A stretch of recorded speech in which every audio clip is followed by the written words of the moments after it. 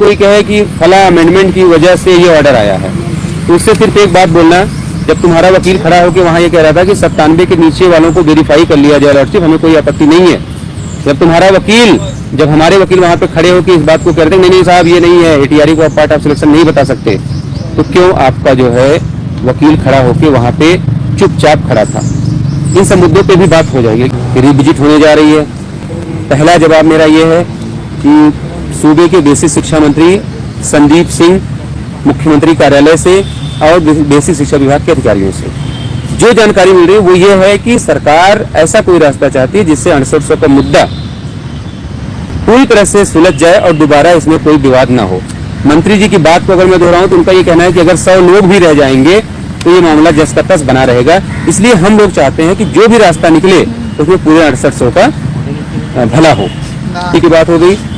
दूसरी बात, अब कुछ लोग ये कह रहे हैं कि नहीं 6800 सरकार नहीं देगी, तो उनको मैं सिर्फ इतना कहना चाहता हूँ कि अगर सरकार 6800 नहीं देगी तो जहाँ से आपको मिल रही ले लो आप। हम लोग सरकार से ही 6800 लेंगे और सरकार 6800 देगी, वो हम लोग जो है अपने तरीके से उस पर भी हम लोग काम कर रहे हैं, उस पर भी बातचीत कर रहे हैं। चूंकि चुनाव चल रहा है, चुनाव में सबकी व्यवस्था है, यहाँ तक कि अधिकारी भी, उनकी भी ड्यूटी लगी हुई है, तो वो भी अस्त व्यस्त हैं। जैसे ही सब लोग फ्री होंगे चुनाव से, मंत्री भी, सब लोग हम लोग बैठ के उस रास्ते भी हम लोग आगे बढ़ेंगे। लेकिन जिस हिसाब से चीजें आप लोग उलझाने की कोशिश करें, कोई कह रहा है कि अमेंडमेंट वापस क्यों नहीं ले, अरे यार तुम्हें इतना, ये लोग तुम्हारे सिर्फ अज्ञानता का फायदा उठाते हैं, क्योंकि इनको पता है ना कि ये जो कहेंगे उसको बिना सिर पैर की बात को भी आप लोग उस पर चर्चा करोगे। अरे उनसे पूछो ना कि जो जिनके साथ तुम बैठ के आईपीएल देख रहे थे वो आदमी तो भारती पटेल लपक लिया, तुम्हारा सर्वनाश कर दिया, उससे कह देते ना उसके दम थी तो अमेंडमेंट पे बहस करवा लिया होता। क्यों नहीं करवा पाया? क्योंकि उसको पता था कि वो अगर शुरू करेगा तो बहुत बुरे फंसेगा, इसलिए उस आदमी ने उसको नहीं छेड़ा। इसलिए बेहतर यह है कि जो कर रहे हो वो काम करने में ज्यादा यकीन रखो, ना कि इन सब दुनिया भर की टुच्चाई वाली बातों में जाओ कि नहीं ये हो गया वो हो गया। अब तुम्हारे पास लोग जुड़ नहीं रहे हैं तो तुम इस बात पे आ गए हो, इस स्तर पे आ गए हो, मतलब ये सब करोगे यार। ये सब छोड़ के होना तो ये चाहिए। देखिए आप फर्क देखिए, जो लोग मुकदमा जीते वो अलग थे और जीतने के बाद एक हो गए, जबकि होड़ तो उनके यहाँ मचनी चाहिए थी कि नहीं मैंने जिताया इसलिए मेरे साथ जुड़ो। यहाँ लोग हार भी गए, उसके बाद भी घमंड इतना कि पूछो मत, अलग अलग 4 टीमें और बन के आ गई। तो अपने तरीके से प्रयास जारी रखेंगे, अपने तरीके से इस लड़ाई को उसके मकाम तक पहुंचाने की कोशिश करेंगे। लेकिन कम से कम कोई अगर कुछ कह रहा है तो उससे कह दो कि आज हमारे पास 13 मार्च का जजमेंट है, 13 मार्च 2023 का। उस ऑर्डर में जो कारण लिखे गए हैं जिसके कारण से 6800 की लिस्ट रद्द की गई, वो सारे कारण उस पर लिखे हुए हैं। क्यों की गई वो वजह उसमें लिखी हुई है। 13 मार्च का जजमेंट उठा के पढ़ लो और उसमें देखो तो अफवाह फैलाई जा रही है, जो अफवाह आप तक इसलिए भेजी जा रही है ताकि आप गुमराह होके फिर उसी अमुक व्यक्ति के पास पहुंचे, तो कम से कम उससे ये पूछ सके कि आप जो कह रहे हो क्या ये ऑर्डर में कहीं ये चीज लिखी हुई है। और अगर जैसे आप अगर वो कहे नहीं लिखी नहीं है लेकिन उसी की वजह से, तो उससे पूछो कि मुझे बेवकूफ मत बनाओ, एटीआरई के मुद्दे पर हम हारे हैं, तो एटीआरई के मुद्दे पे सर्वेंट विक्रम बहादुर सिंह डायरेक्टर का नाम उसमें लिख के आया है। किस वजह से? भारती पटेल के जजमेंट का उसमें जिक्र है कि भारती पटेल की याचिका में सिंगल बेंच ने ये कहा, जज ने सुनवाई करते हुए कहा कि ये मामला इसलिए नहीं बढ़ाया जा सकता क्योंकि ऑलरेडी इस मामले में, इन सब मामलों में आपको ध्यान देना है कि जो अगर कोई अफवाह फैला रहा है तो कम से कम उससे कहें कि आप जो बात कह रहे हैं उसका एक प्रूफ आपके पास होना चाहिए कि अगर किसी चीज से कोई चीज नुकसान हुआ है, अमेंडमेंट क्यों डाला गया, उसका क्या बेनिफिट था क्या नहीं था, इसको समझने के लिए कम से कम आपको एक वकील से सलाह लेनी चाहिए, वकील से बात लेनी चाहिए। जब वो बताएगा तब आप कोई चीज मानिएगा। अभी भी कहूंगा, आज सुबह मेरी बातचीत हो रही थी कुछ लोगों से, तो मैंने उन लोगों से ये कहा है कि मैं एक बार और कोशिश करूंगा कि सारे लोग एक साथ आए, एक मंच पे बैठे।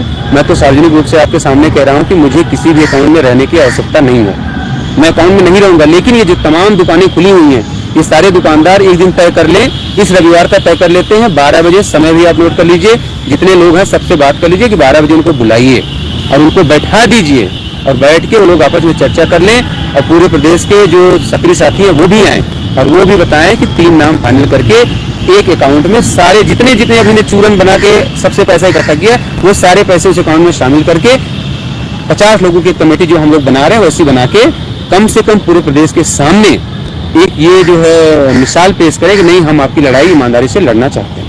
तो कोर्ट केस इधर जो है हम लोगों की तरफ से जो दाखिल होगा उसके बारे में कुछ अफवाह है, मैं उस पर भी आप लोगों को थोड़ा सा क्लियर कर दूं।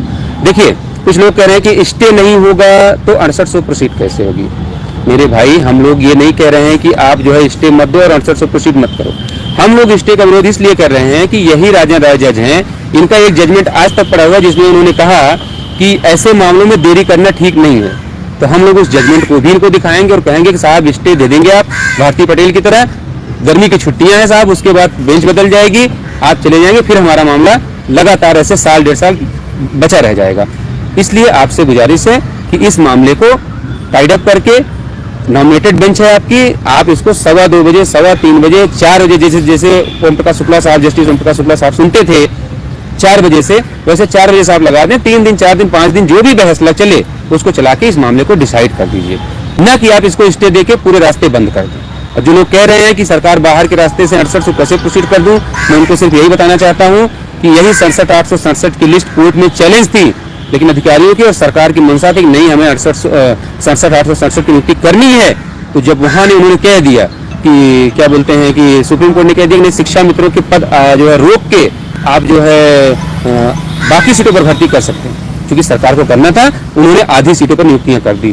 थर्ड काउंसलिंग करवानी थी सरकार ने, आज तक बेसिक में कभी प्रतीक्षा सूची नहीं आई थी, लेकिन सरकार ने प्रतीक्षा सूची निकाली और नियुक्तियां कर दी, तो वो विकल्प बंद नहीं हुआ, वो विकल्प आज भी खुला हुआ है। जरूरत है सामंजस्य बिठा के एक साथ प्रयास करके सब लोग मिलके सरकार, मैं नहीं कह रहा हूं, किसी को मैंने मना नहीं किया कि आप सरकार से मत मिलिए, अधिकारियों से मत मिलिए, मंत्री से नहीं मिलिए, मैं तो कह रहा हूं सब लोग मिलिए, जितनी फुर्ती से सब लोग खाते जारी कर करके लोगों से पैसा मंगा रहे हो, एक दूसरे की बुराई कर रहे हो, टांग खींच रहे हो, बस चले तो एक आध लोगों का मर्डर कर दो, उतनी फुर्ती से, उतनी तन्मयता से अगर टीम बना के आते, यहाँ लखनऊ में रुकते, मंत्रियों से मिलते, अधिकारियों से मिलते, सबसे मिलके सिर्फ एक बात बताते कि साहब जैसे आपने थर्ड काउंसलिंग निकाली वैसे एक काउंसलिंग और करवा दी, जितने पद अब तक खाली हैं, उत्तर प्रदेश का लोक सेवा आयोग का 2-2 पत्र जारी हुआ, जैसे वो भर्तियां कर रहे हैं वैसे भर्ती करके आप जो है हमारे 68 का भला कर दीजिए।